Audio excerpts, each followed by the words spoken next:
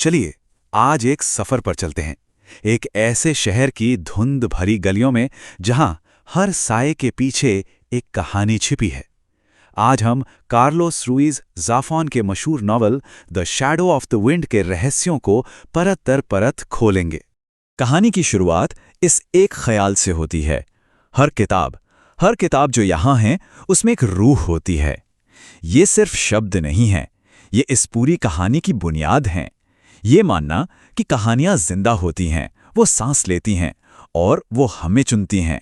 तो हमारी कहानी शुरू होती है एक शहर से जो अपने अतीत के बोझ तले दबा हुआ है, और वहीं एक छोटा लड़का एक ऐसी किताब उठाता है जो उसकी पूरी जिंदगी का रुख मोड़ देने वाली है। जरा सोचिए, साल है 1945।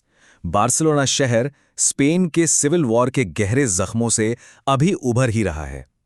ये शहर सिर्फ एक लोकेशन नहीं है, ये खुद एक किरदार है जिसकी हवा में उदासी है, राज हैं और अनकही कहानियां हैं। और इसी शहर के दिल में छुपी है एक जादुई जगह, भूली बिसरी किताबों का कब्रिस्तान। एक ऐसी भूल भुलैया जहां हजारों लावारिस किताबें अपने नए पाठक का इंतजार करती हैं। यहीं पर एक लड़का डैनियल सेम्पेरे एक किताब चुनता है और इसी चुनाव से एक सोया हुआ रहस्य जाग उठता है। डैनियल जिस किताब को चुनता है उसका नाम है the shadow of the wind और उसका लेखक है जूलियन कैरेक्स, एक ऐसा नाम जो किसी ने नहीं सुना। डैनियल उस किताब में ऐसा खोता है कि वो उस लेखक की दूसरी किताबें ढूंढने निकल पड़ता है, लेकिन उसे जो मिलता है वो बेहद चौंकाने वाला है। और बस यहीं से कहानी एक नया मोड़ लेती है। डैनियल की ये खोज उसे एक ऐसे खतरनाक रास्ते पर ले जाती है जहां उसे इस गुमनाम लेखक के पीछे की सच्चाई जाननी है। सवाल उठता है, आखिर ये जूलियन कैरेक्स था कौन? ऐसा लगता है जैसे इस इंसान का वजूद ही मिटा दिया गया है। और सबसे डरावनी बात यह है कि कोई है जो कैरेक्स की लिखी हर एक किताब को ढूंढ ढूंढ कर जला रहा है ताकि उसका नामो निशान तक न बचे। और यहीं पर बात असल में दिलचस्प हो जाती है। जैसे जैसे डैनियल कैरेक्स की जिंदगी के राज खोलता है, उसे महसूस होता है कि उसकी अपनी जिंदगी भी कैरेक्स की कहानी की एक परछाई बनती जा रही है। एक लड़का जो छिपी हुई कहानी ढूंढ रहा है और दूसरा वो शख्स जो खुद ही वो छिपी हुई कहानी है। तो अब डैनियल की ये खोज उसे अतीत की गहराइयों में ले जाती है, एक ऐसी दुख भरी दास्तान में जो एक तरफा प्यार, जलन और धोखे से बुनी गई थी। कैरेक्स की कहानी के 3 सबसे बड़े किरदार थे। पेनेलोप, उसका वो प्यार जिसे दुनिया कभी मंजूर नहीं करती। मिकेल, उसका जिगरी दोस्त जिसने वफादारी में सब कुछ कुर्बान कर दिया।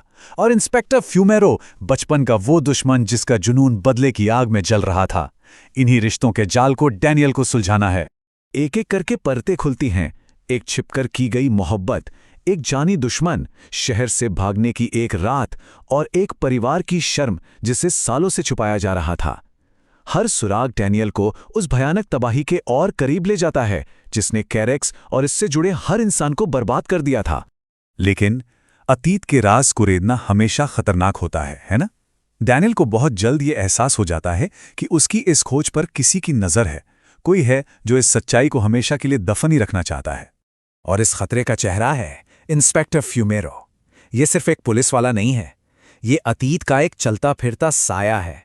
कैरेक्स को तबाह करने का उसका जुनून दशकों पुराना है और वो किसी को भी अपने रास्ते में आने नहीं देगा। जैसे जैसे डैनियल सच के करीब पहुंचता है, खतरा बढ़ता जाता है। पहले सिर्फ धमकियां मिलती हैं, फिर डैनियल के दोस्तों को निशाना बनाया जाता है और फिर हमले सीधे डैनियल पर होने लगते हैं। एक किताब का रहस्य अब जिंदगी और मौत की लड़ाई बन चुका है। और ये सब हमें ले आता है कहानी के क्लाइमैक्स पर, वो पल जब अतीत और वर्तमान के सारे राज, सारे धोखे एक जबरदस्त टकराव में आमने सामने आने वाले हैं। आखिरकार पर्दा उठता है और फ्यूमेरो का असली चेहरा सामने आता है। उसका इस पूरी तबाही में क्या हाथ था, ये राज खुल जाता है। और इस रहस्य का अंत होता है एक हिंसक टकराव के साथ, ठीक वैसे ही जैसे कैरेक्स की अपनी जिंदगी में हुआ था। और फिर होता है आखिरी और सबसे बड़ा खुलासा। जूलियन कैरेक्स कभी मरा ही नहीं था, वो जिंदा था, लेकिन एक जख्मी रूह की तरह जो हमेशा के लिए अपने अतीत की गलियों में भटकने के लिए मजबूर था। वो खुद एक परछाई बन चुका था। तो आखिर ये कहानी हमें सिखाती क्या है? ये हमें बताती है किताबों की ताकत के बारे में, जो यादों और पहचान को जिंदा रखती हैं। ये दिखाती है कि हमारा अतीत कभी हमें छोड़कर नहीं जाता, वो हमेशा हमारे साथ चलता है, और ये प्यार, नुकसान और आखिर में अपनी कहानी को फिर से पाने की एक गहरी दास्तान है। The shadow of the wind पर हमारी ये पड़ताल यहीं खत्म होती है, लेकिन एक सवाल पीछे छूट जाता है। अगर हर किताब में उसे पढ़ने वाले की रूह का एक हिस्सा बसता है, तो वो कौन सी किताब है जिसमें हमारी रूह का एक टुकड़ा है?